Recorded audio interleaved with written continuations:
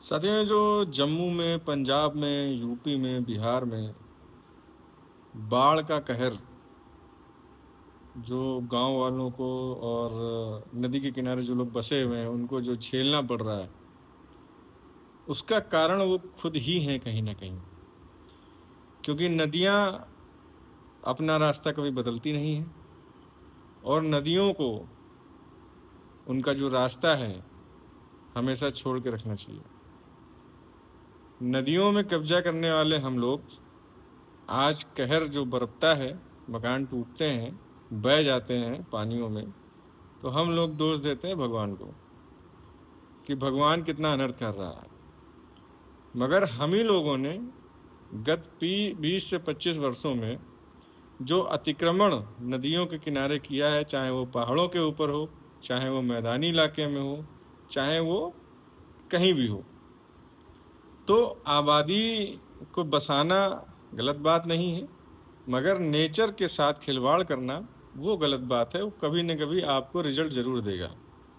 तो ये जो बाढ़ का कहर बरप रहा है, लोगों के खेतों में पानी जा रहा है, मैं उन खेत वालों से भी कहना चाहूँगा कि भाई, जो तुम्हारे पुश्तैनी खेत हैं उसी में खेती कर लो। नदी के किनारे की जो बाढ़ की लैंड होती है, जब जब कोई भी नदी बढ़ जाती है, अगर 10 साल तक उसमें पानी नहीं आया तो आप उस पर कब्जा करके अगर खेती कर रहे हैं तो उस पर आपका मालिकाना हक नहीं बन जाता है। तो ये तो नेचर है, अपनी ज़मीन कभी भी ले सकता है। वो नदियां हैं, अपनी ज़मीन कभी भी ले सकती हैं। तो साथियों, डेवलपमेंट सरकार को भी देखना चाहिए और उस हिसाब से इंक्रोचमेंट नहीं होने देना चाहिए और देखना चाहिए कि हाँ, नदी के किनारे किस लेवल तक पानी जा सकता है, कहाँ तक पानी अपना रास्ता कवर कर सकता है। उसी हिसाब से सरकार को भी ये ध्यान देना चाहिए, प्रशासन को भी ध्यान देना चाहिए, कोई भी इंक्रोचमेंट गलत ना करे जिससे जान माल का नुकसान ना हो।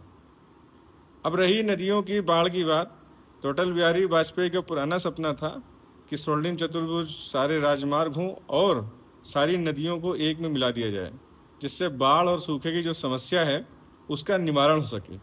तो बाढ़ और सूखे की समस्या का निवारण लगभग 15 से 14 साल हो रहे हैं, आज तक नहीं हुआ है। भारतीय जनता पार्टी की सरकार भी है।